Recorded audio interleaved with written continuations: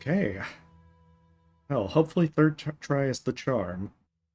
So, here we are once again, trying to do Scarlet Hollow for chapter 5, or episode 5.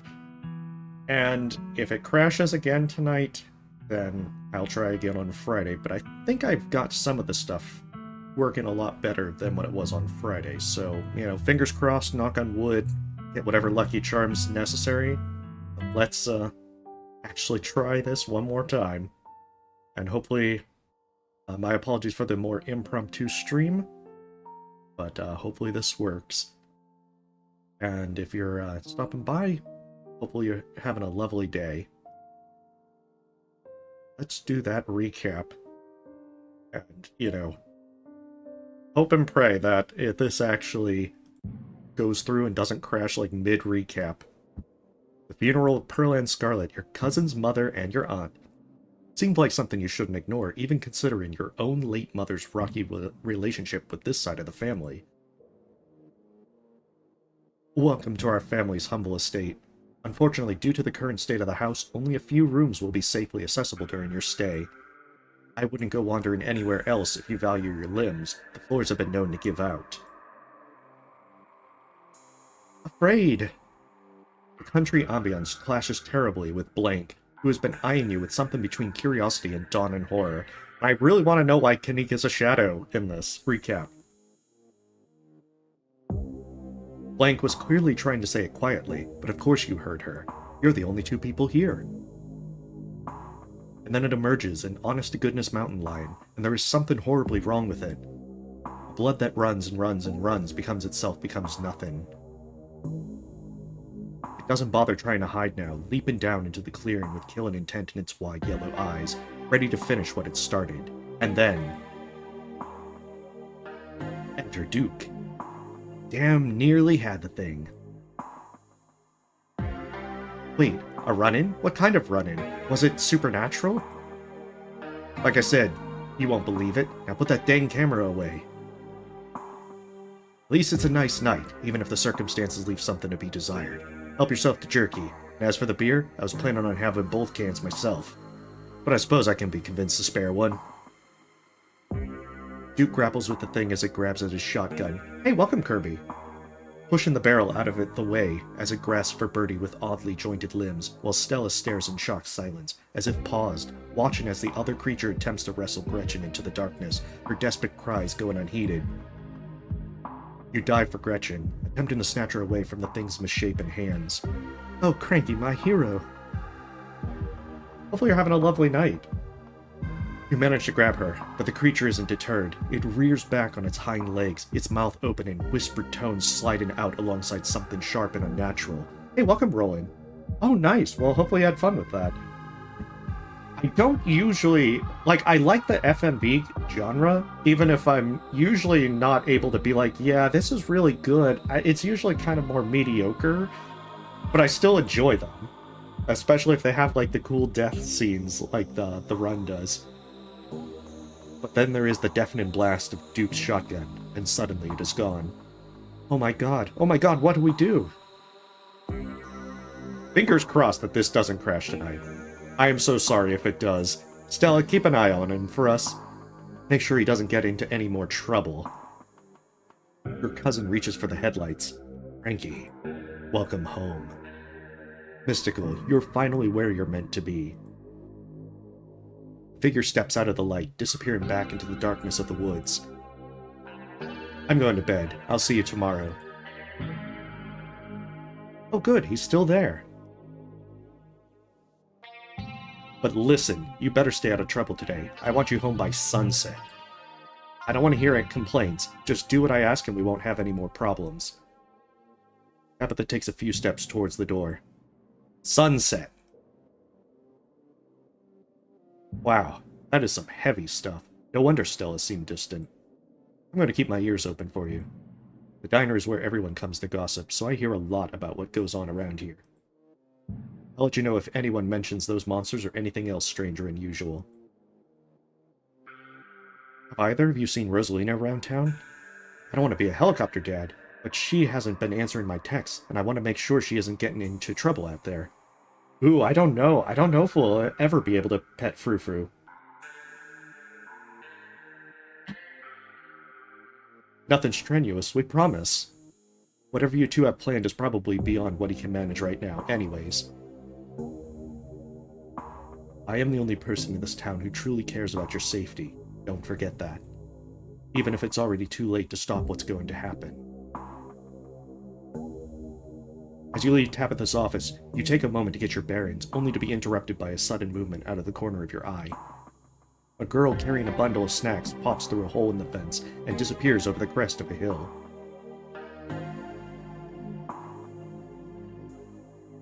I need the deep lore so Kanika's a shadow. I guess the old Maxwell place doesn't cut it as a secret hangout spot these days.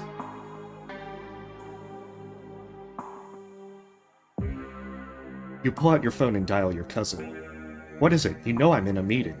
A kid just snuck into the Shaw mine. I figured you should know. What? Are you serious? Why do these things keep happening to me? Whatever. I'll head over there as soon as I can. Just stay where you are and wait for me, alright? A man named Charles Shaw decided it was okay to use faulty wood for support struts, and the entire mine came down. A lucky few died instantaneously, but for most of the souls who perished here, it was slow and agonizing. Your father was a foreman at the continuous mining facility. We'll see if he even has a job tomorrow morning. My dad says our house is haunted. That's also the fun part about Talk to Animals, because I found out through Pixel the cat at the library, and just announced that to everyone, so they thought I'm extra crazy. But she's interrupted by a pair of thunderous knocks.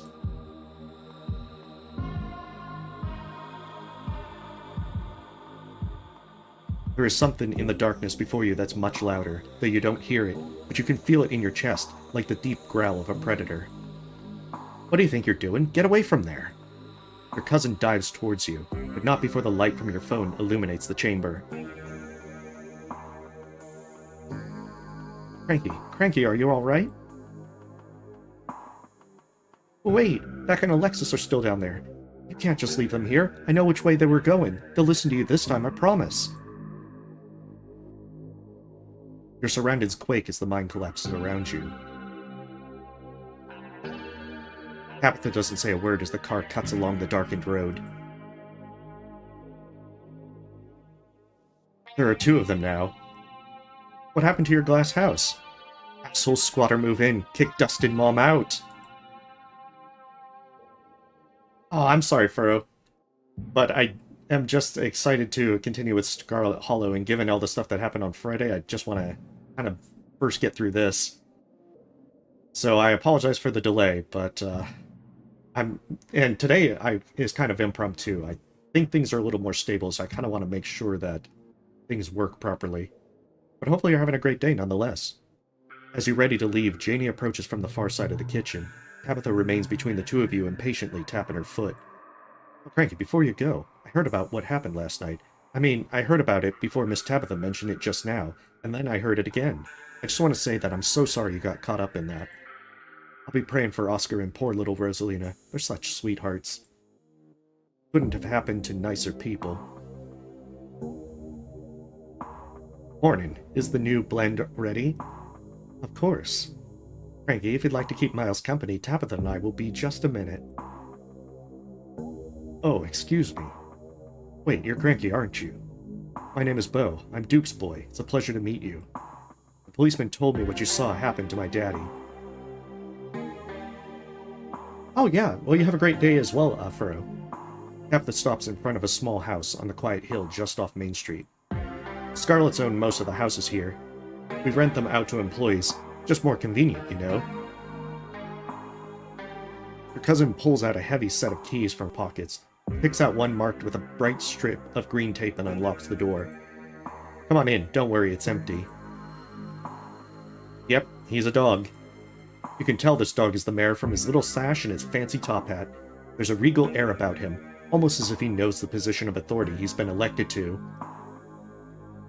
I gave my bag of peanuts to him as a campaign contribution, so I'm in good with the mayor. Before you can catch up to your companions, you're intercepted by a nervous man with a cross around his neck. Mystical, it's hard to put a finger on it, but something compels you to dislike this man. And curiously, he can talk to animals as well. Sounds like old Gretchen and the mayor may have some unresolved issues, wouldn't you say?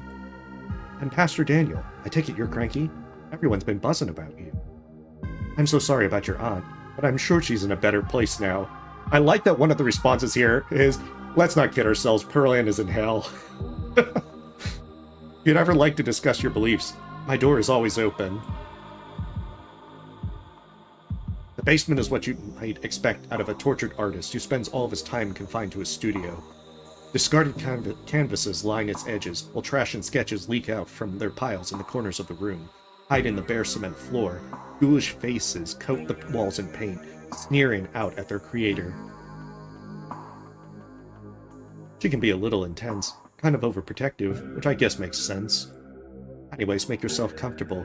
You'll have to forgive the mess. I've been distracted lately. Haven't been cleaning much. Dinner is already laid out. Dinner rolls, spaghetti, and a light salad. Blank anxiously picks at her food. Stella's nervously talkative, and Reese is suddenly quiet and tense, his shoulders tight as his mother perches on the chair next to his. Dr. Kelly eyes all of you with a sharp, fierce gaze. So, we were talking about maybe watching a movie sometime this week while Cranky's still in town. We'll have to see how you're feeling. I can handle a movie, Doc. Yeah, I'll just sit downstairs in the dark. Reese is used to that. I'm sure he'll be okay. You're always overestimating how much you're able to do, Reese. This is why you keep getting sick. If I get sick, so what? It's not like that's ever going to change. I'm sick every day, and I'm not getting better. I don't want to spend the last few miserable years of my life holed up in the basement alone just because my friends have been deemed too strenuous. I'm an adult, for God's sake. I can't believe I have to ask for permission from my mom just to have friends over. Reese stops mid-sentence, wincing in pain and wrapping himself in his arms. Don't say things like that. I'm doing everything I can to try and fix. Silence as Dr. Kelly's eyes shoot open. Reese? Reese abruptly pulls himself from the table and leaves. Hey, you're just in time. Rosalina's situated in the back room. Alexis is going to keep her company while we hopefully get this all sorted out. Hey, hope I'm not too late. Have I missed any creepy paranormal stuff? Oscar and Blank startle as the door swings open. Seems I made it just in time. Let's get this show on the road. I don't have all night. I'm still surprised that Tabitha is willing to even come along to this. Whoa. This is where I've seen it. It appears on top of the stain. Stella pulls back the carpet, revealing a hatch, the floor around it stained in reddish-brown. I'm going for it. Then all hell breaks loose. Wait, do you hear music? I love the part that when you, if you bring Tabitha along and this starts happening, you can ask her what she put in the cream soda that you both drank earlier. It's like, that was hours ago. Movement stirs as a figure cloaked in shadows rises to attention. Stella? There you are. I would have found you sooner, but the resident clearly doesn't want me here. It doesn't seem to have the same issue with these miserable little parasites. Bottom feeders always manage to slip through the cracks, don't they? The sins of the father are to be laid upon the children. Bullshit! I hope I didn't come too late. It wants something, doesn't it? And I think you know which of you should volunteer. You must be joking. You take a step towards the light. No, I'm not letting something like this happen to you. Let's get this over with. As Tabitha steps into the spotlight, everything crashes to black. I'm so sorry, Cranky. I don't think I can talk right now. I'll call you, okay? She hurries off down the road. Before I go, Sybil places a hand on your arm, holding you back for a moment. Sybil is very suspicious. Especially from the tea reading in episode 4. Because I could not drink the tea. I'm sure you have questions after everything you saw tonight, but let's not get into it here. I think everyone could use a little rest and relaxation right now, yourself included. If you swing by the tea room sometime tomorrow, say early afternoon, you and I can have a little chat.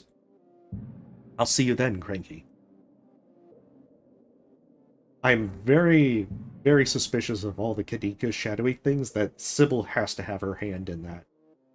You don't even notice yourself entering the guest room and falling into bed. Suddenly, you're just there, buried under your family's musty covers.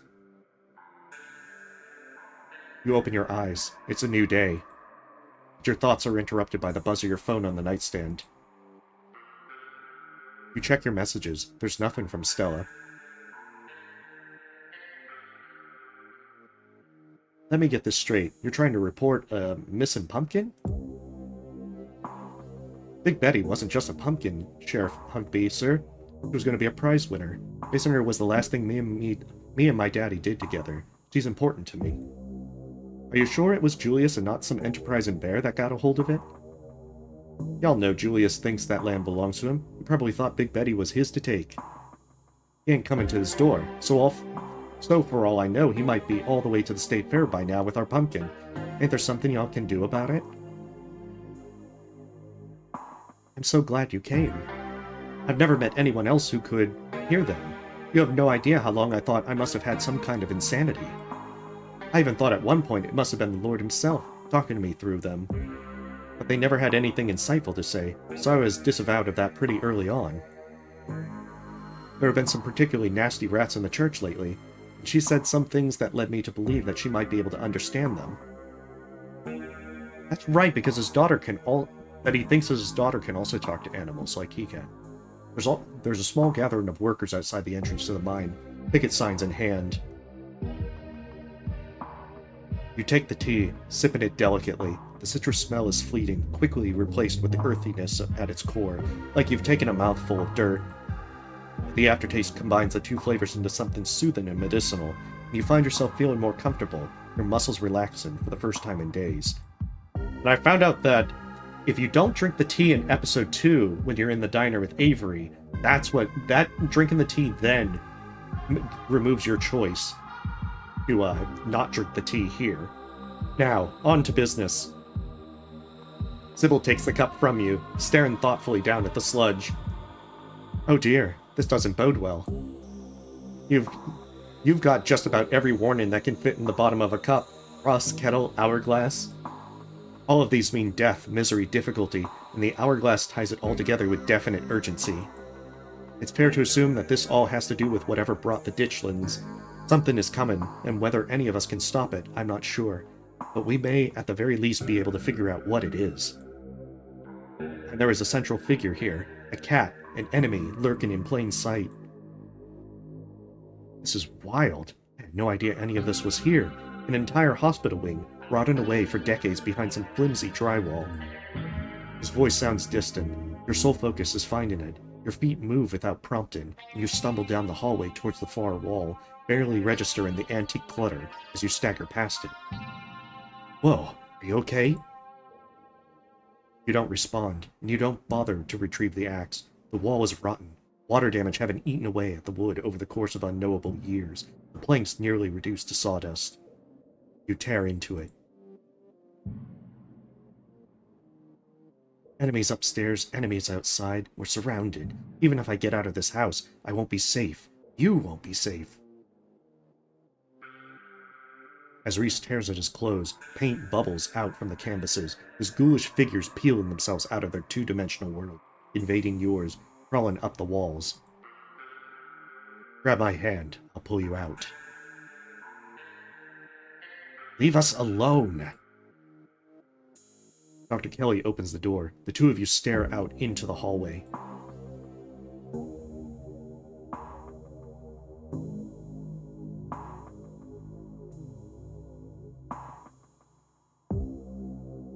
Yeah, we helped her tranquilize Reese, rather than let Reese kill her.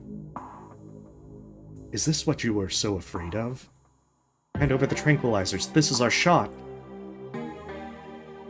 Oh, did I call Tabitha? But before Dr. Kelly can fire, a different shot rings out. Reese's body is thrown to the wall. Shotgun in hand, your cousin rounds the corner and trains her weapon on his writhing body. You leap forward, placing your body between Tabitha and the whimpering Reese, his face already trying to stitch itself back together as he writhes on the ground. Both of you shut up and help me drag him into the safe room, now! You turn to see Dr. Kelly, already pulling her son towards the open doorway. As your eyes sink, you realize that something smells off about the room. It smells rotten. You jolt awake as the door creaks. Don't look so frightened. I was just going to say goodnight. And to give you a word of advice. Tabitha won't be around tomorrow. Too busy at the mines. Forbidden places won't be forbidden without her there to stop you. You might be surprised at what you find. Until then, sleep well. Close your eyes, your exhausted body succumbing to sleep almost immediately. As you drift off, you think of Reese trapped in that tiny, windowless room. All his greatest fears realize, his body no longer his own. But you stopped him from killing Dr. Kelly. The world, at least for now, protected from him. And then you think of nothing. It's time to continue your journey. Finally. A lonely piano refrain echoes through your head as you sleep. Feels like it goes on forever, clumsy and uncertain of itself, stopping and starting at random. But as your dreams begin to start to fade, you realize the music is following you to the waking world, continuing even as your mind resolidifies and banishes the last few remnants of your dreams. Oh, they're there! When it finally stops, you're startled by the sudden silence. Human? Human, wake up! You slowly come to, roused by the voice of your small opossum friend. You feel strangely cold and uncomfortable, your muscles stiff and achy, your head still cloudy with sleep. Your vision comes into focus. See, human not dead. Okay. No easy breakfast for Dustin and Dustin Mom. Hey! Yeah, have not breakfast. Dustin stands on your chest, his beady black eyes staring down into yours. Dustin's mom is hovering a healthy distance away. You are not in your bedroom. Yes. Oh my goodness. Traitorous marsupial, you dragged me from the safety of my bed to this dank and dreary place. Dustin is the cat. Okay. Dustin, my wonderful little friend. I love waking up to your face. Human has been kind to Dustin. Dustin's so worried when Human got dragged away. But who dragged me? Dustin Mom, also worried for Human. No, Human went to visit asshole Squatter.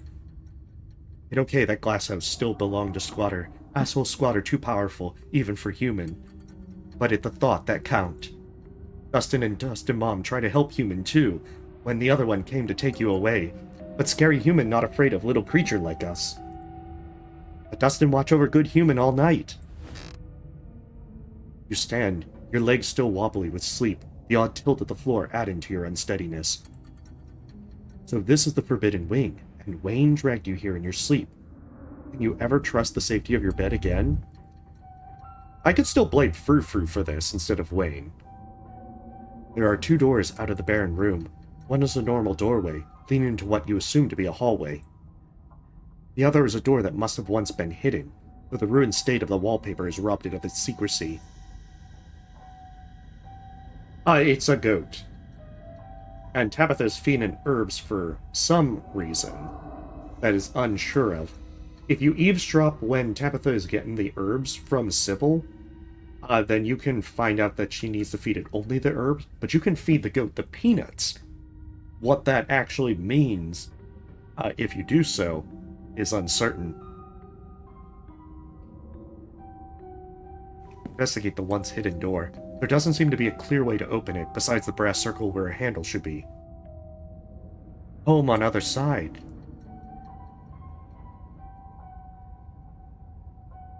Look through the hole. You lean forward, peering into the narrow opening at what lies beyond the door. The marsupial is right. It's your room. Which means you'd be able to slip right back into the safety of the rest of the house if you could just manage to find the handle. I don't think Wayne's gonna be, let me out that easy. Do either of you know how to get back into my room? Very easy. Holes everywhere in Dustin House. Just gotta squeeze between walls. Human too big to squeeze behind walls, Dustin. Gotta find human-sized way. Okay, then let's explore. You cross the slanted room and exit into the hallway beyond. You and the opossums find yourself in a long hallway, age-stained curtains fluttering in the breeze, flowing in through cracked glass. Weak sunlight illuminates the dust dancing on the air. An ornate entryway, its door long gone, breaks the monotony of the faded wallpaper, and a staircase looms at the far end. Now, before we go up down the hall, let's examine the closest room. You make your way to the largest set of double doors in the middle of the hallway. You can hear the light click of claws on hardwood as Dustin's mom toddles along a safe distance behind you. It seems like some kind of entertainment room, the sort you'd expect out of a fancy rich people who wanted to show off. It would feel elegant if not for the massive crack that runs the entire length of the floor. The air here stinks of mildew. You can see why Tabitha doesn't want you exploring these rooms. There's a large painting on the far wall of the room. From a distance, it looks like it might depict the town. Something else catches your eye too. Bookshelf, rather what's left of a bookshelf, hanging by a single rusted hinge. Its sagging shelves reveal some sunless space beyond, once hidden, now exposed by the rot of this house. Dustin almost never come in here. All open space, too scary. But room behind wall is good hiding place. Dustin hide there sometimes. As he references this room behind wall, Dustin stares at the broken down bookshelf that has already caught your eye. Look at the painting. Yeah, it depicts the church. And I'm assuming the mine's behind it. The painting highlights a number of old buildings and locales, many of which you've already visited. The town hall, the estate, the mines, and the clinic, still called a hospital at the time of this painting. The church, and then there's somewhere you've yet to see, the historical Callaway Tremaine homesteads. And that must be where Duke lives, because he's mentioned that they have the conflict between them and the Tremaine homestead. Faded bronze plaque beneath reads, Commemoration of Enoch Scarlet, head of the Scarlet Hollow Landmark Revitalization Project. Let the past never be forgotten. Dustin no get. Always making mark on old cloth. Does not know that cloth for eating. You test each step as you make your way across the room, especially careful as you cross over to the ruined section of floor in front of the bookshelf. You can hear Dustin's mom hurrying behind you. We go to dark room now? Good. Big open space. Bad. Vulnerable to attack. The space is dark. Its features barely illuminated by the faint light trickling in through the myriad cracks and holes in the wall. The wallpaper, a deep, exquisite red, adds a blood-like glow to the dimness. The walls are lined with ornate display cabinets, some empty, some still presenting their antique treasures. Nestled between the cabinets, a single tall bookshelf remains standing, its occupants dusty but mostly intact. But all of these are ornamental details. Your focus is drawn to an expensive-looking antique desk in the center of the room. Good place to take nap. Yeah, let's examine this place. Ooh, it is a pristine blade. The top drawer mostly contains old-timey writing materials, complete with a fancy dagger-shaped letter opener and a wax stamping kit emblazoned with the initials ES. You can't help but notice the wax has been nibbled. Red stuff stick to dust and teeth. Tastes good, though. Underneath, you find a pile of crumbling financial documents, scrawled in neat cursive in every spot that needed a signature is the name Enoch Scarlet. This must be his desk, meaning this must also be his study. And at the very bottom of the drawer, you're surprised to find a face you recognize staring back up at you. An antique photograph of a young man, his blonde hair nearly white against the dark sepia background. It's Teddy. He looks almost exactly the same as he did in your vision. Almost. There's a carefree look in his eye that seemed to have faded by the time he found his way to that hospital bed. Enoch must have been lying to that doctor. If the man he spoke to wasn't Teddy, why would there be a picture of him in Enoch's study? You close the drawer. The bottom drawer offers some resistance as you try to pull it out. It seems that it was locked, though the bit of metal attempting to hold it shut seems to have rusted to the point of uselessness years ago. It gives in with a sharp tug, rotten wood splintering softly somewhere within the century-old desk. Inside you find a strange collection of glass files. Their surfaces are clouded over, but you can make out what seems to be paper, preserved somehow inside the containers, a hint of writing visible at the edges. You notice some of the corks have been lightly chewed. Pretty good for eating. Dustin always saved these for special occasion. Tastes like old pond, fine vintage. Mystical, you reach for one of them, but hesitate before opening. This is a fragile thing, and it hums with a strange energy. You close your eyes and focus on that hum, and to your surprise, at the back of your mind, you hear it. Miss Maeve, I know it has been several years since my last visit, but I do hope you remember the young lad who used to find himself at your doorstep more than you can probably would have liked. I write you now with the utmost urgency. I'm not sure if news has yet reached you regarding what transpired just yesterday. Many lives were lost. The town is in a frenzy. I hope to mitigate some of the damage that has been done, and thus must speak to you at once. I attempted the journey to your place of residence, but was unable to locate it.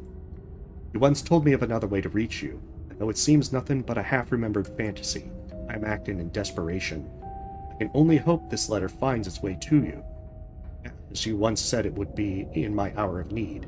I must meet with you at your soonest convenience. Sincerely, E.S. You reach for another. Miss Verena, trouble with tea. Presence requested at once. And another. Verena, know that you tried. Do not appreciate the attempt at subterfuge. Though we both knew what was at stake here, the boy has been dealt with. Expect me this evening for an in-person discussion. Some of these letters are addressed to a Miss Maeve and some to a Verena. All are signed E.S. You assume these have to be from Enoch. Many seem unimportant. Just listen to time and place. You assume meetings between Enoch and whoever this Verena may have been. Good nest. Is there anything else in the room to see? You step away from the desk. Oh, I guess not. You head down the eerie corridor. Oh, and the path laid out in the dust.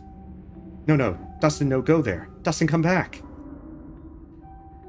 You turn to face Dustin's mom, who stands a little way down the corridor from you, her posture tense. But Dustin is helping. Nothing bad will happen to Dustin with big, strong human around. Dustin mom say no. Don't care how strong human is. Only Dustin mom know what is best for Dustin. Dustin looks up at you with his large, black, wet eyes. Human will have to go on without Dustin. That's okay. You have been moral support for long enough. And Dustin must be safe. Clambers down from his place on your shoulder, gripping your clothes with his little clawed hands. Hope Human can find human-sized hole. We go back to Dustin House now. Human should be careful. Up there, always smell like hurting. And with that final word of caution, Dustin and Dustin's mom toddle away, disappearing into some crevice that will take them back to the comfort of your dresser drawers. You continue following the tracks left by what you assume to be your fellow humans. They take you up a flight of stairs, and you find yourself on the third floor of the estate for the first time. There are more footprints leading all the way down the hallway and into the farthest door. Yes, Dustin must be safe. That is the important thing.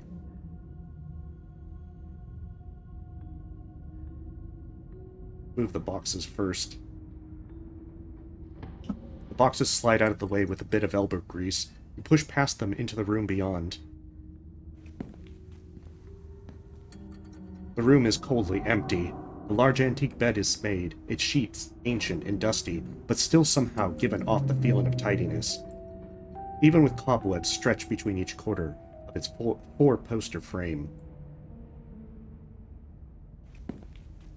You step towards the desk, its drawers practically overflowing with stationery. As you sift through paper, it quickly becomes clear to you whose room this is. There are stacks of bills in Edwardine's name, filling nearly every drawer, and even once you manage to get past the layers of envelopes and trifold paper, you hit a permafrost of receipts. It seems she was doing her best to be meticulous and hold on to any scrap of paper that might possibly be important. But when you reach the bottom drawers, you find something entirely different. Greeting cards, letters, small wrapped packages, some opened, some sealed, some crumpled into messy balls. You open one of the cards. Both pages are taken up by a handwritten note. Tabby, hope you're doing well. Not a day goes by that I don't miss you. Hope Pearl Ann treats you to your best Christmas yet. I'm not sure what sort of doodads you're into these days, so I sent a little something that made me think of you. I made sure they were the best shells of the bunch. Not sure how rare any of them are, but they're awfully pretty, and they still got that beach smell. Make sure you put your ear up to them too. It doesn't compare to the real thing, but it comes close enough.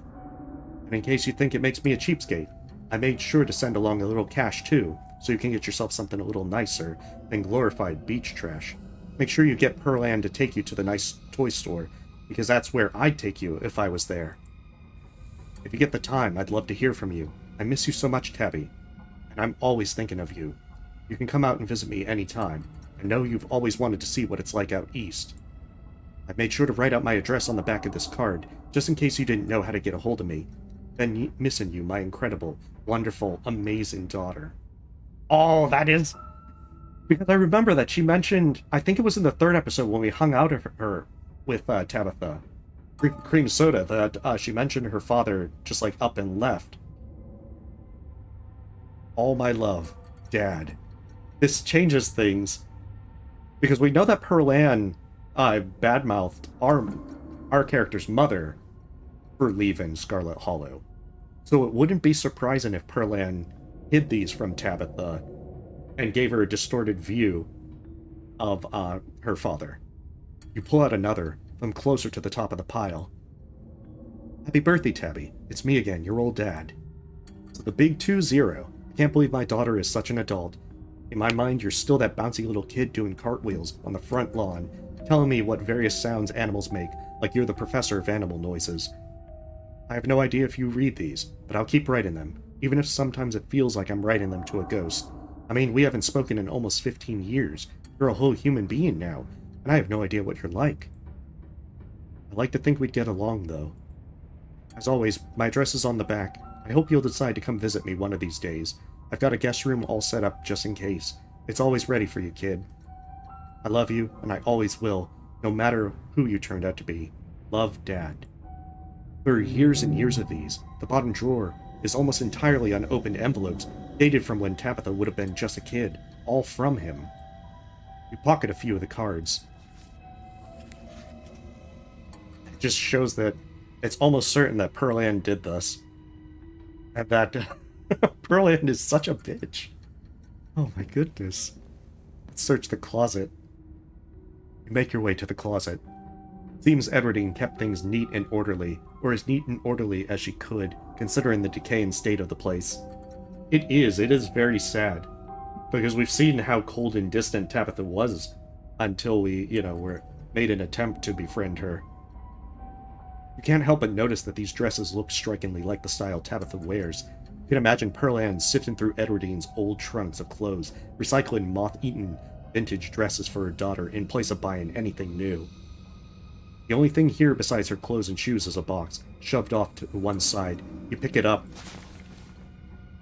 Child-size overalls, striped shirts, a small pair of trousers with suspenders still attached. One of those little sailor suits boys from the 50s were always wearing. Mommy, I'm in here, too, and I love you. When you pull out the last shirt, a note is revealed tucked away in the bottom of the box in a protected plastic sleeve. It's scrawled in almost illegible handwriting, written in some thick brown watery ink that's cracked with age. Mommy, I'm in here too and I love you. Your hands tremble, the note somehow making the tips of your finger feel dirty, even as it sits behind a layer of plastic. You drop it back into the box, once again covering it with the clothes, shoving it back into the recesses of this forgotten closet where it belongs. Finished with the tucked-away room, you return to the hallway. We are getting the deep lore. Let's enter the middle room. This space was clearly once a nursery, though no child has been in here for a long, long time. The top shelf is occupied by antique picture books, Dick and Jane, books of nursery rhymes, ancient editions of Grimm's fairy tales. The lower shelves are full of educational material, from children's encyclopedias to writing practice workbooks. From the sheer number of learning-oriented books on the shelf, you get the impression that the children who lived here were not supposed to be as interested in fun and fiction as they were in diction and spelling. Your family may have been wealthy, but maybe not in joy. Oh, okay. I'm drawing a blank on Alexandra Scarlet. I think that she was one of the kids, but I forget if she was also Edwardine's daughter, or if it was before Edwardine. You leaf through a few of the practice workbooks, gently turning the near-crumbling pages. Reasons Mommy should take me and Maribel to the zoo. 1, we have been very good girls and have not cried for a whole week. Maribel says elephants are so big and I would like to see one. 3, I think it would be very fun and Mommy would have a good time. All are signed with a carefully scrawled signature of Alexandra Scarlet. You flip through the rest of the book, your eyes unfocused as the many practice sentences and letter copy and pages flash by, but something near the back of the book gives you pause. In a section that starts with the prompt, Today Alexandra continues with, Talk to the boy in the wall. You're done here. Return to the hall. I think I'm trying to remember, because I remember when you're in scene with the memories with the Resident in episode 3, especially with Mystical, being able to talk with all the people, that I want to say that there was a thing where, from Charles Shaw Jr.'s perspective, that he was talking to both a witch and then also with someone that was locked away. But I don't remember who it was. You make your way back to the hallway. I guess this is a downside of having a year go by between episodes 1 and 4, since I played them. Okay, approach the window, and then the farthest room. You carefully approach the window at the far end of the hall. That sure is the cliff. There's nothing below the window but the tops of distant trees, the ground having crumbled away. The only thing stopping you from plummeting to your death is the straining foundation that still somehow holds this place together. At least for now. Well, at least, like, Wayne's not hanging onto the window outside. That would be a little too freaky even for Wayne. Or maybe some ditchlings. Like, 3 ditchlings in a trench coat just hanging on the side of the wall. You continue following the trail of footprints, approaching the farthest room down the hall. The door was clearly meant to be hidden, but it's been left open. The room is starkly empty, save for a rug and a few candelabras. The lack of dusty old boxes and rotten antiques mark it as distinct from the rest of the cluttered, forgotten spaces you've explored. Mystical, it pains you to stand in this space. Emotions hang over you, strong, oppressive, and overwhelming thoughts that threaten to fill your lungs. You don't feel death here. You feel something worse, a deep loss, one that's left a wound that has refused to scar. You can't help but fixate on the carpet in the center of the room. The corner is rumpled, as if it had been recently moved. You pull the carpet up, exposing the bare floor and revealing what lies beneath. Ooh.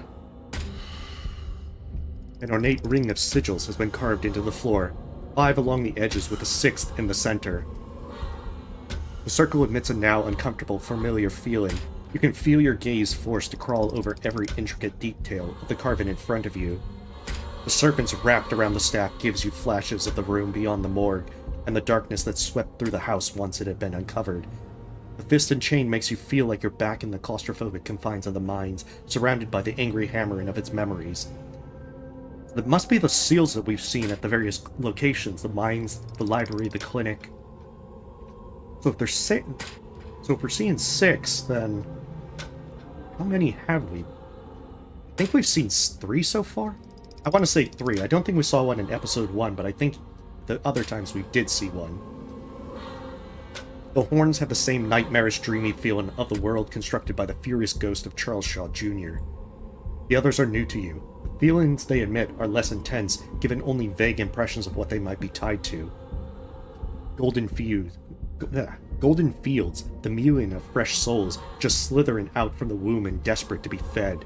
Another that rings like bells in your mind, calling you not towards it, but away from it, pushing you from its threshold and into the darkness. I think one of them has to be associated with the church, given that Pastor Daniel had mentioned bad things, especially with the rats there. As well as, I think, one with the Callaway Tremaine thing that was hinted at, I want to say in episode 4, with Beau mentioning that the fella at the Tremaine homestead had disappeared. But the central symbol is strongest of all. It echoes out across the room, a vast ego proclaiming its dominance. You continue forward towards the door of the far side of the room. You exit into a short hallway. There are stairs here, leading back down to the lower floors, but there's also another door. I want to say that that I think that this was the door that we saw in Charles Shaw's memories, when he was talking with someone locked away. It's hanging ajar, the many locks and deadbolts along its edges glimmering in the weak morning light. The door frame itself is gouged and splintered, evidence that some desperate creature tried to save itself from the room beyond, time and time again. You step forward. This was a prison cell. We've seen that doll. That's the creepy doll from the closet in our room. Everything about this place reeks of neglected humanity. The walls are covered in scratches, legible words mixed in with nonsense of desperate clawing. The one window, set high in the far wall, is fitted with a thick pane of glass, as if the iron bars just beyond it wouldn't be enough to hold the imprisoned. You can't help but notice that the doll from your closet sits watching you from the bed, one eyelid drooping. It adds an extra layer of menace to the already deeply unsettling room. Property of Alexandra. The pain radiating from these walls howls through your mind. Whatever lived here lived in constant torment. But the etchings on the walls are more than just evidence of the suffering that went on here. Whatever was trapped in these walls was trying to send a message to you or to anyone who might happen across it. Your eyes are drawn to the massive, almost letters, dug as deep into the brick as the cell's prisoners could manage, highlighted with whatever pigments were available. It almost looks like a word, though none of the lines meet up, causing you to constantly doubt whether they're letters at all, or just lines that fool the eye into imagining shapes that aren't there. Your stomach clenches with nausea as you run your eyes along the deep furrows in the wall, but whatever was in here wanted those words to be known, so you do your best to store them away, trying to burn the image of them into your mind, carved deep into the wall, bloody against the filthy brick. And then, one final detail grabs you. Metallic glint from the filthy bare mattress, a doorknob. This is what you've been looking for. Was it left here for you? I wouldn't be surprised if Wayne put the handle there. As you take it, a sound wraps around you. Music, the tinkling of piano keys, played by a clumsy hand. They echo up a narrow staircase at the end of the hall. You've come this far. Clearly, you're meant to go a little further. One thing that we haven't found out in this playthrough, but if you, in episode 1, if you have strong build and street smarts, you're able to actually get into a part of the wing as soon as Tabitha leaves and you hear the piano playing. But you don't see who it is. So I'm thinking that this is... Oh, and it's also like the theme music from the title screen. Although slower. The stairs take you into what you have to assume was once a servant's quarters, a network of cramped passageways hidden away behind the expansive rooms of the estate, without so much as a window for illumination. But you persist, and descend deeper into the bowels of the Scarlet estate, the echoing piano your only company, because if you make it into that room, you can see the family tree for the Scarlets in that room. I wonder if we're going to get into that room by a different way now. Soon enough, you see light again, the sun creeping in through the edges of a nearly hidden door. You're at the end of another long corridor. Its high ceilings and tall windows are almost disorienting as you step out from the cramped, gloomy stairwell. The music echoes mournfully in the vast space, a chorus of wind adding a melancholic harmony as it whips in from the overgrown courtyard outside. That means the locked door to the Forbidden Wing is just down the hall. But you've yet to confront your guide. I wonder if it is Wayne. It's been a long time since I played episode 1 with those two traits, but I want to say that you could see Wayne in the distance, if you actually got into that section of the Forbidden Wing. The musician plays on as you move cautiously through the dark, the slope now so dramatic it feels like walking downhill, jagged remains of the floorboards jutting out like splintered trees. It is Wayne. Who knew Wayne was able to play the piano? The flow of notes finally stops as you reach an open doorway to what was once a music room. Wayne stands from the bench of a battered grand piano, turning to face you. So now you've seen it, Cranky. He makes his way down the tilted floor towards you. A breeze passes by him, carrying with it the smell from the wound that is his body. I hope you enjoyed the show. He stops just a few paces away, and I trust you understand the implications of everything you've seen. If you aren't careful, you put your faith in the wrong people, things could go very, very wrong for you. Run away! It's like, no! What's with the dramatics? Isn't this all a little theatrical? The undead are definitely a little theatrical.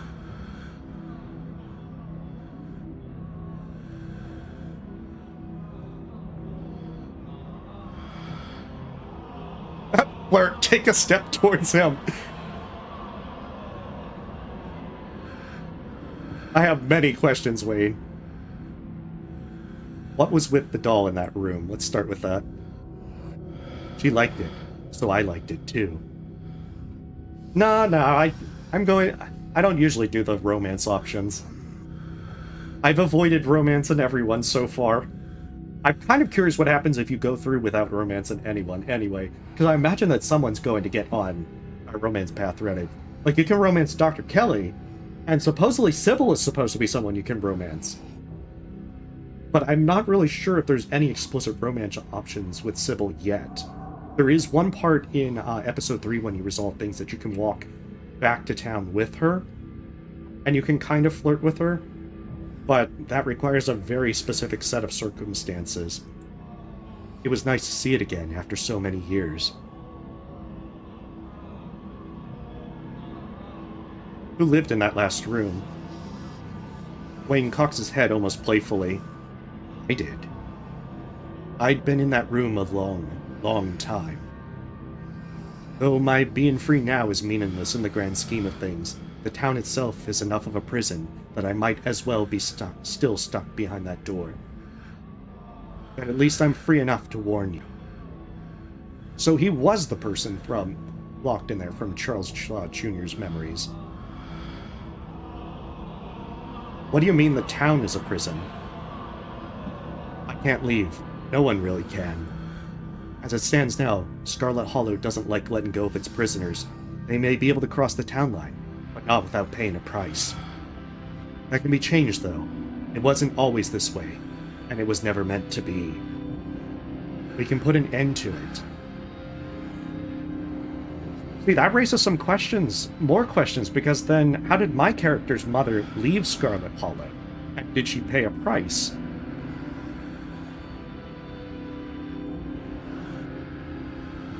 Does Tabitha know all about this? Of course. Why do you think she invited you here? Oh, now that raises some curious implications.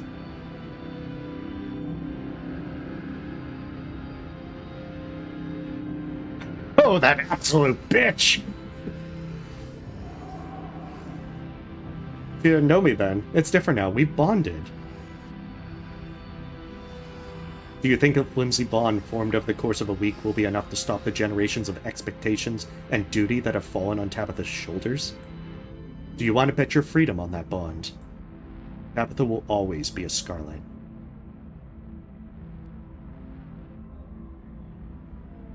That phrase scrawled upon the wall, what is it? Why does it feel so bad to think of it? I'm glad you noticed. It's a weapon. Hold on to it.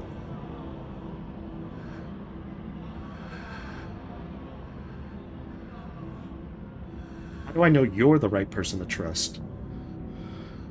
If you're still asking questions like that, I know there's nothing I can say that will convince you. I guess we'll find out. But it's pretty clear that if Wayne's been imprisoned here, then that, it can certainly color his view against the Scarlets. I guess that it can go either way, because, you know, Tabitha did try to get out from under Pearlan a bit by being friends with, Stella. Shidoshi, thank you for the sub. But I will keep looking out for you, whether you trust me or not.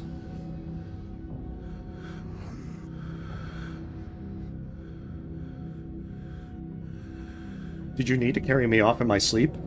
Moment of weakness. I was impatient.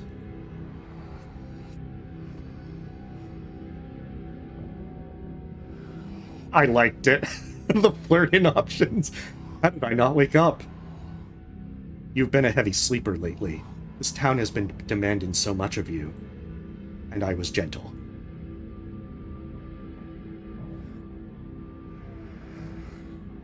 Why should I care about any of this?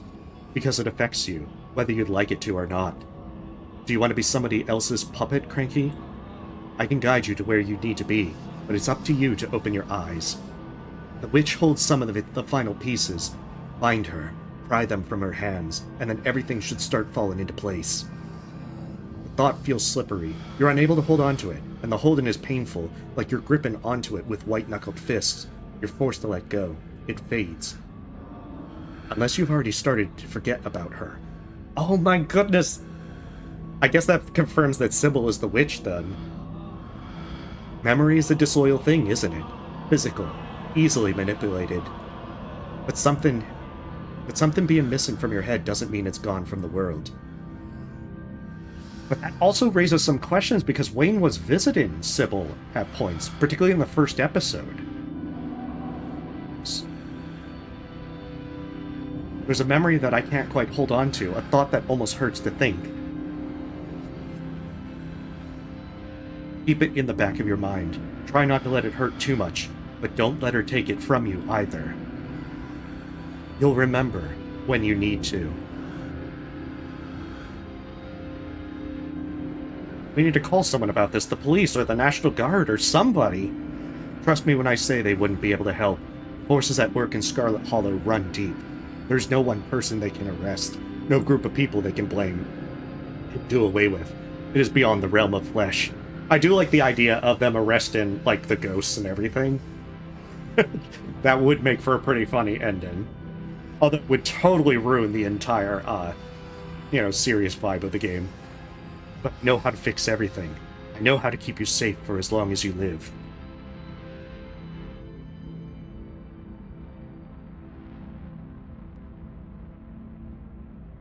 I do kind of trust Wayne, but there is some things...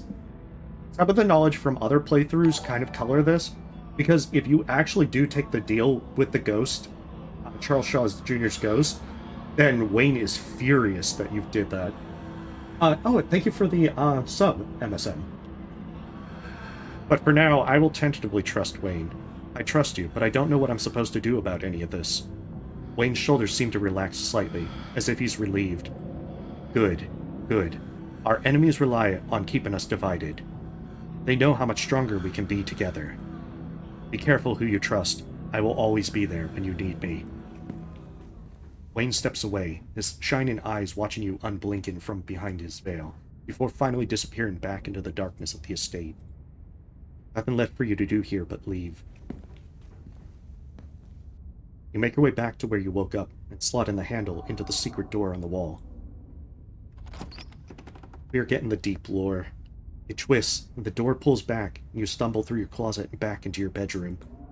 You lean against your doorframe, relieved at once, again having sturdy, unsloped ground beneath your feet, and moderately clean air to breathe. The estate has gotten to you. After the events of this morning, your body burns with a furious itch to leave this place behind, to be anywhere but here. You leave in a haze, mindlessly grabbing clothes and an uncharged phone, barely even noticing your surroundings as you rush outside. The morning's revelations seizing your body and mind alike with a suffocating grip. The cell, the doll, Wayne's insinuation that Tabitha has known about all of this, and even more, that she has partaken willingly in your family's crimes. See, but the thing that also makes me doubt is why would Tabitha take Charles Shaw's deal in place of us. Especially if it was only over a flimsy bond of a week. Not only that, but she has designs for you. Is it true?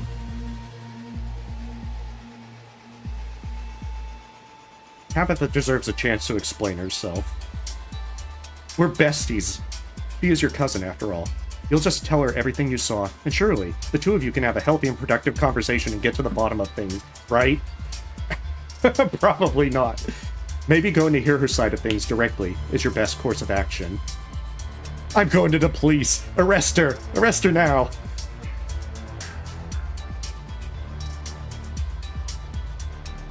I'm getting the hell out of this place, even if I need to walk. Oh, I wonder if we could actually just get out of here. I've heard that there's premature endings for this one. Oh, you can see you can see ditchlings on the side and in the far distance.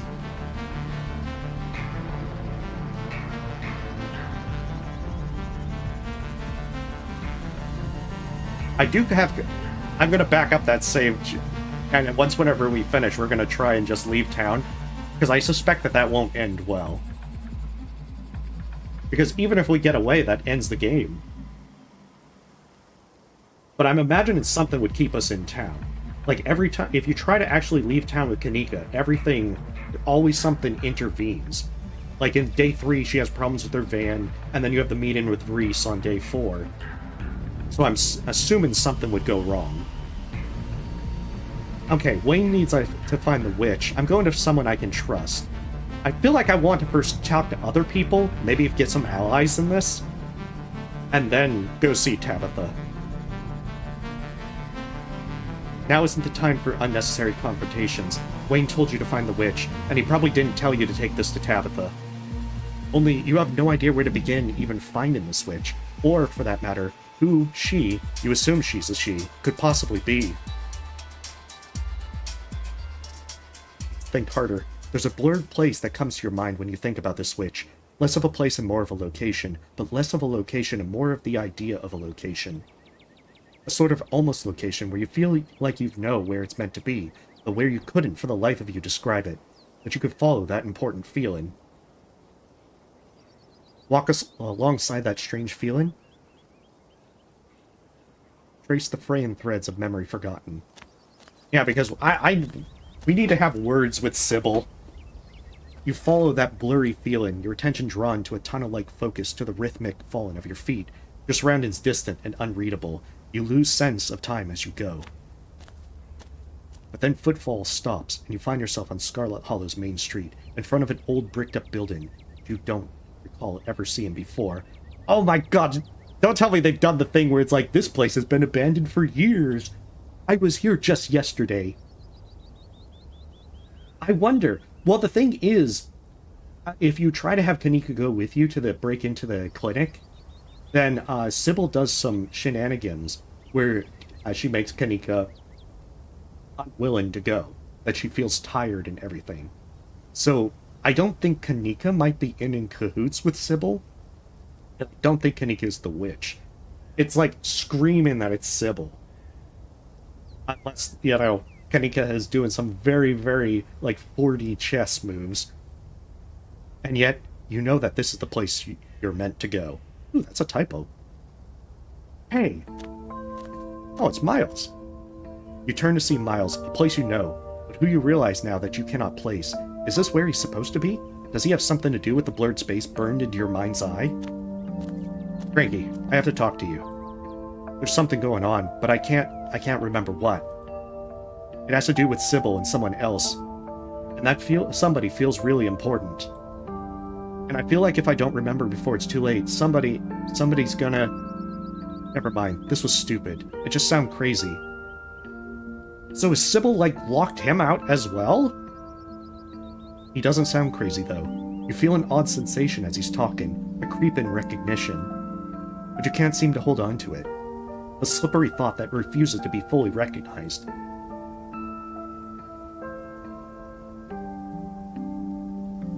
No, you're not crazy. There's something wrong, and it has to do with your family. The but you draw a blank on just who Miles' family is supposed to be. I knew it. I knew something was wrong. I don't know what it is. Nothing happened. I woke up and everything was normal. Had cereal and then Sybil said she was going somewhere with somebody. No, wait. The person was there too. I talked to them and then they left and I went out to the street. Because the office is closed for renovations, so I had to wait outside until it was done. Feels like he's recounting a dream, the memories slipping through his fingers as the words leave his lips, leaving only emotion. This is how I felt when Dad died, but nobody's dead. Please, make it stop. Why did you come to me with this? That's... Sybil is behind this somehow, I know she is. I don't think so. She helps people. Wish I knew where she was. She would know what to do. Maybe when she comes back. Miles looks confused. No, we can't wait. There's this crazy old guy on the edge of town. You gotta find him. Julius. He was always coming around to ask me weird questions. I think Julius is the one at the Tremaine residence that was feuding with Duke. I want to say Julius was his name. Like 99% sure. I don't remember what he asked or what he said, but I feel like it's important. And he wrote it all down in a notebook. You gotta get him to show you that notebook. I go out there, but I can't think straight. Not right now. I need somebody to fix this for me, and I don't want to feel like this anymore. Not again. Please, not again. He shoves a map into your hand and turns away, hiding his face as it cracks with emotion. Really didn't want to ask anybody for help. That's how bad it is, okay? Don't tell anybody what I said, though. I don't need people thinking I'm crazy. And then he's walking away. Though where, you can't be sure if he even has a destination at all. This place seems like a dead end, but you have a new lead to follow.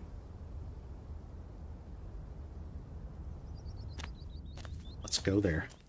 Find out stuff.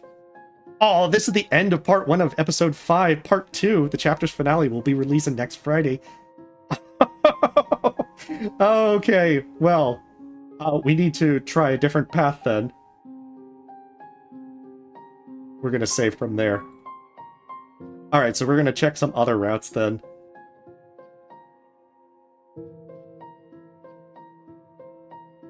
Let's reload. Let's try leaving town first and see if anything bad happens. Yeah, because they split this into 2 parts. They didn't have everything ready for the ending, so what they're doing is releasing the rest of it on Friday. Alright, we're gonna first try walking out of town, and then we're gonna try seeing... I'm gonna go to someone I can trust, and then we're gonna try and go to Tabitha. I'm getting the hell out of this place, even if I need to walk.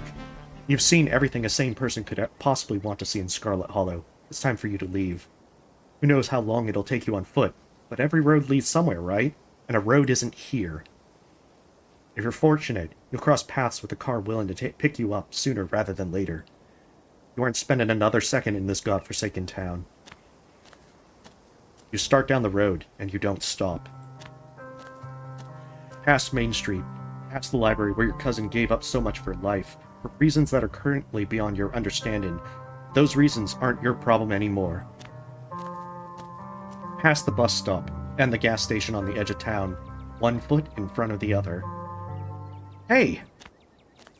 Miles stops you before you're able to leave town, doing his best to hide that he's out of breath. He must have been running to catch up. Frankie, wait, I have to talk to you. There's something going on, but I can't remember what. It has to do with Sybil and somebody else, and that somebody feels really important. I feel like if I don't remember before it's too late, somebody's gonna... Never mind, this is stupid. I just sound crazy. He doesn't sound crazy, though. You feel an odd sensation as he's talking, a creep in recognition. But you can't seem to hold on to it. A slippery thought that refuses to be fully recognized. God, this sort of thing is exactly why I'm trying to get out of here. This isn't my problem. I'm getting out of here. Leave. I can see it's trying to pull us back in. It's kind of like how in Slay the Princess, if you just try to not go to the cabin, that the narrator just keeps trying to keep putting it back in your path. until you just finally... the world ends. This isn't my problem, I'm getting out of here. Whatever. Should have kept my mouth shut. Forget I ever said anything. Go get lost in the woods or whatever the hell you were about to do. He scoffs, glancing to the side, clearly trying to hide the glimmer of tears in his eyes. But that's none of your business. He sulks away. You turn your back on Scarlet Hollow, hopefully for good. I guess it's one thing to try and get you back on the path if this actually ends the game. Just like before, one foot in front of the other. Just you and the road and the trees and the open air where nobody can shove you into a profane little box. And the town limit. You spent days waiting for someone else to help you get out of this situation. You'll find another town soon enough. Eventually you'll be on a bus, and then you'll be back home, away from whatever the hell Scarlet Hollow had in store for you. And if Tabitha ever tries to call you again, you'll let it go to voicemail. There's a sound in the brush by the road. Oh, not these things again. Oh, that is quite a lot of them. You can hear more in the woods off to either side. Their awful whispers start to fill the air. Hey, little guys. I just want to go home. Please let me through. Oh, I don't think they're letting me through. But your words do little to stifle the curiosity of the creatures approaching you. You turn to flee too late, as you feel a sting in your lower leg. One of them got close enough to bite. Your calf goes numb. You don't feel the next one insert its awful little stinger into you, nor do you feel the egg you're sure they've slipped under your skin. The numbness spreads up to your thigh, static where you used to be. You fall to the ground and they swarm you. This is what they do to animals they corner in the woods. They're turning you into meat. This is the end of your playthrough for episode 5. But it might not be the end of you. Craigie's story will continue to its conclusion with the release of the final chapters. Alright, so it does give you a premature end. In the meantime, you're going to be decomposing. Your only choices will be in the next episode, Rot, Grow Egg. In the meantime, there's so much to explore in this episode should you choose to walk a different path. Alright, so that one doesn't end well. Let's try a different path. I'm going to someone I can trust. Indeed, Dina, it was egg. Not a very good egg, but it was a very bad egg. That's right, if you can just manage to throw yourself into the arms of someone you can actually trust, maybe they can help you. Maybe you don't have to deal with this alone. Also, hey, yeah, welcome, Dina. Hopefully you're having a lovely night. Can you trust anyone? Oh, Kanika is blanked out. Never mind, I can't trust anyone. Okay, so we got Bo, Dr. Kelly, Sybil, Avery, Oscar, presumably Kanika, Stella. Wayne is the only person I can trust. But I'm guessing Wayne puts us back on the path of finding the witch. And if we're looking for Sybil or Kanika, I'm pretty sure that'll lead us to Miles. So let's try Oscar first. That'll take us to the library. You can trust Oscar. I need someone good at research to get to the bottom of things. He's older than me, so he'll know what to do. Oh, nice. Well, hopefully you have a great time with that. Oscar is a librarian by trade, and given the arcane secrets held by your family, what you need more than anything else right now is someone who's good at historical research. I'm not book smart, but Oscar is. Run to Oscar. You're out of breath by the time you wind up outside the library, panting as you try to compose yourself before entering. Oh, there's the mayor. And Pixel. I forget what's the name of the dog on the left. The library is somewhat less silent than usual. There are sounds coming from the open doorway of the mayor's office upstairs, shuffling of paper accompanied by a low muttering. You recognize Oscar by a slightly manic laugh that cuts through the murmuring, as uncharacteristic as it is for the librarian. Oh, it's Scraps, okay. I don't know what you can expect me to do about this, Jimmy. Can't exactly talk to the human, can I? And here I thought you were interested in helping the dogs of this town. Or does that only apply to the select few you deem worthy of help? There are much bigger problems around here than whether or not there's a man in your office. Don't you have a house to go back to anyway? What do you need that room for? The office is where I do my important mayoral duties, and it's where the mayoral bed is stored, which happens to be my favorite, so I was upset to find that it had been carelessly tossed aside by a madman who's torn a hole in the wall. That's my wall. He has no right to do that.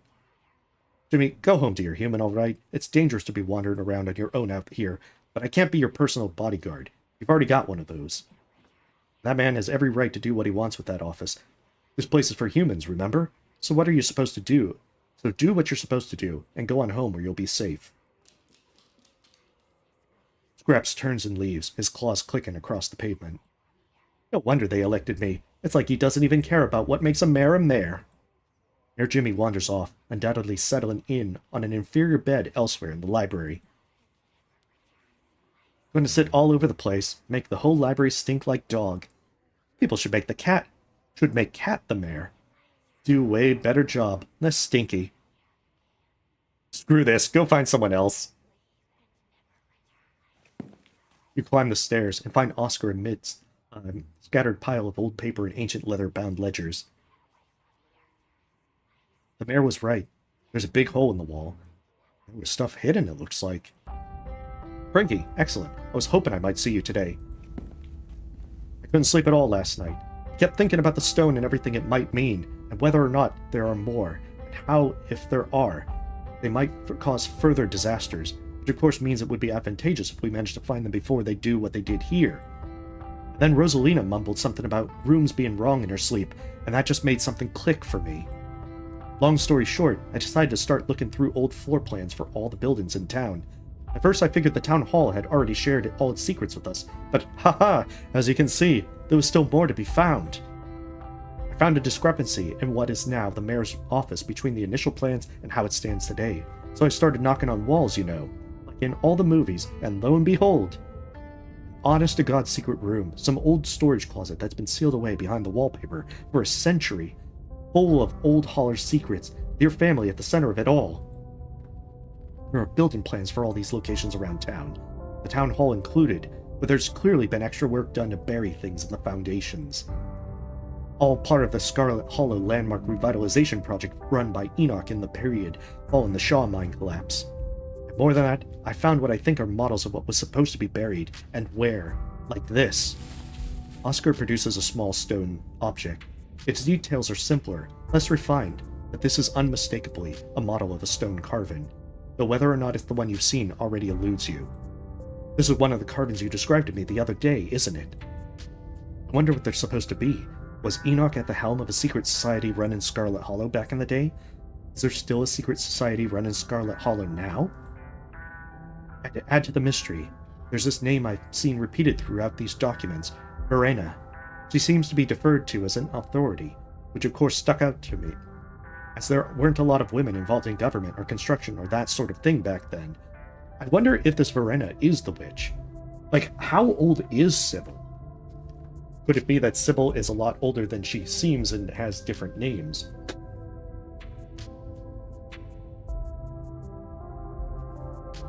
That wouldn't be too surprising. Consulted Verena.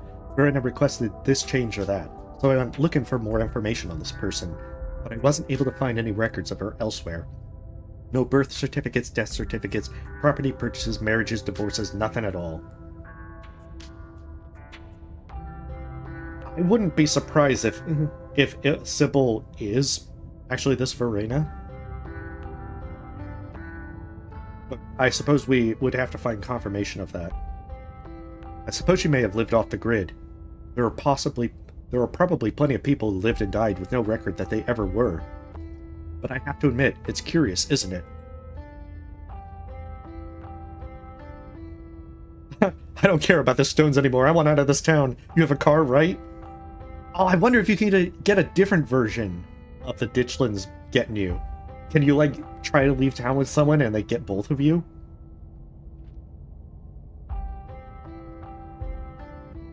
I actually found something about a Verena in the estate this morning. Explain what you've seen.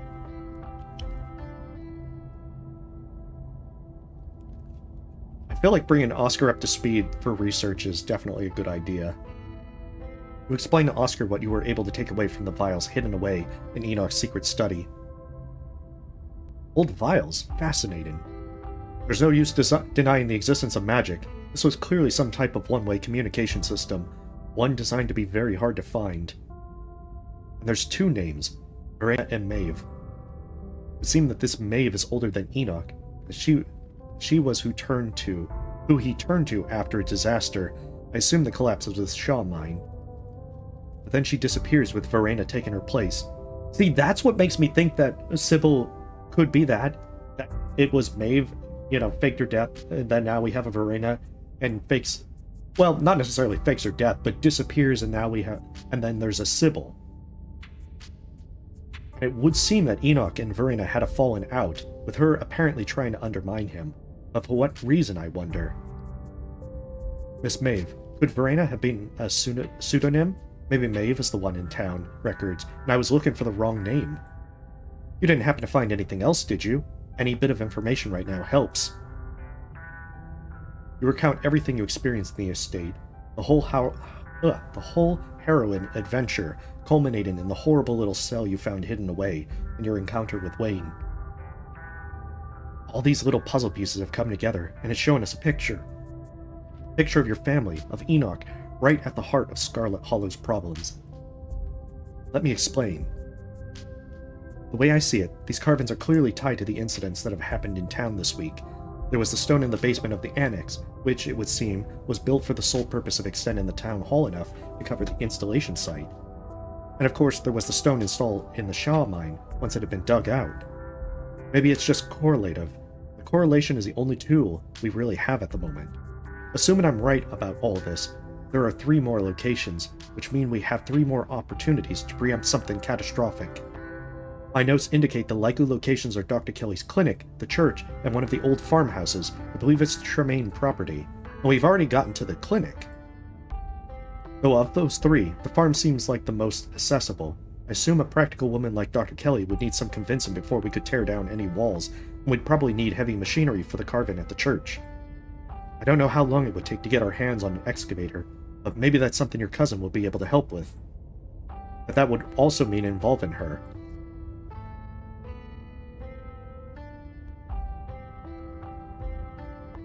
Okay, I've already been to the clinic. Bring Oscar up to speed on last night's incident. Quickly bring Oscar up to speed on the events that transpired last night. Oh my god. If I hadn't waited, if only I'd found all of this sooner, back when the bloodstain first appeared in my daughter's carpet, imagine what could have been avoided. But I can't change the past. All I can do is work even harder to try and make up for lost time. I wonder how this changes if you don't take the ghost deal, because the library becomes haunted and they have to board it up,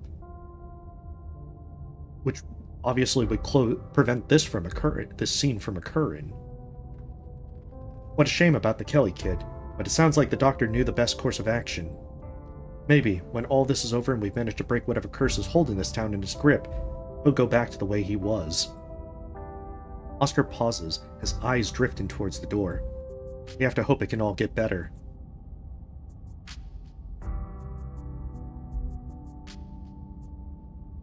There are a lot of questions. Did you listen to me about the estate? I feel like you're barely talking about what I told you seriously. There's a lot more going on than just ancient history here.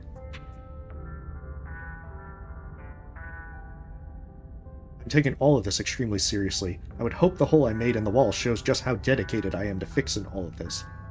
Of course I'll be looking into everything you've shared with me, but those are secondary areas of research and things that don't require an in-person investigation. If you're afraid of your cousin, just avoid her. I can't avoid her forever, Oscar! You can come back to the library after you find the next carving, if that helps. You don't need to stay in the estate. Wayne wanted me to find a witch. This Verena seems to fit the bill. Unfortunately, if there's nothing in the records, there isn't a meaningful avenue to explore with her, no threads to follow. She probably died a long time ago. If she were alive, she'd have to be well over 100 years old. I suppose a witch could live a long time, just to say, but I'm not sure I'm ready to entertain that sort of thinking. I've still got my feet planted too firmly in reality. 5 locations. Do you think that's all of them? Pretty clear that there's a 6th location by this point. I wouldn't be surprised if there's a seal at the estate. I don't see why we would doubt that. All of this was hidden away, untouched. If someone had tried to cover their tracks, I doubt they'd leave anything for us to find in the first place. What do you mean we'd need heavy machinery for the church? I don't think Pastor Daniel was an option for someone we could trust. I'm guessing that means that we won't be able to investigate the church in this episode. These schematics seem to suggest it won't be accessible from inside the building itself. There's mention of the pastor at the time giving them trouble, so they installed it using a tunnel system to bypass this permission. It looks to me like the tunnels are under what the kids call Tetanus Lake, or at least that's what we called it back in my day. People have been treating it like a trash heap for decades. It's all rusted cans and broken bottles. If we want to access any of it, we'll need serious equipment. Or Pastor Daniel's permission to tear up the pulpit, which I assume will result in much of the same argument the pastor had with Enoch 100 years ago. Do you know what to expect at the farm, or at least where on the farm the stone would be? It looks to be buried underneath the house in what seems like a root cellar, similar to the one in the annex. As to what to expect, I'm afraid I have no insights there. Something bad, I imagine. Though the men out there are usually heavily armed, so at least you'll have weaponry available this time. Mr. Gutierrez? I think maybe you forgot, but I asked a little while ago if you could help me with Rosalina's medicine, because I think it's wearing off and she's having a lot of trouble. She's saying some really weird stuff. Oh hey, Christina, thank you for the sub. I mean, she's been saying weird stuff since yesterday. Now it's like getting, like, really weird. Like in movies where people do drugs and see spirals and stuff. And I know there's a lot of rules about the medicine. I don't remember what they are, or which one she's supposed to have every 3 hours or every 12 hours. And I really don't want to mess up. Sure, I can walk you through it again. The ones with the yellow sticker are every 3 hours. Can you just come and do it? The last couple times I came up to ask, I forgot everything by the time I was down here. And I think she also really needs some food. But all you have is onions, and I don't know what to do with those. Look, I'll be done in just a minute, I promise. In the meantime, why don't you call the doctor and see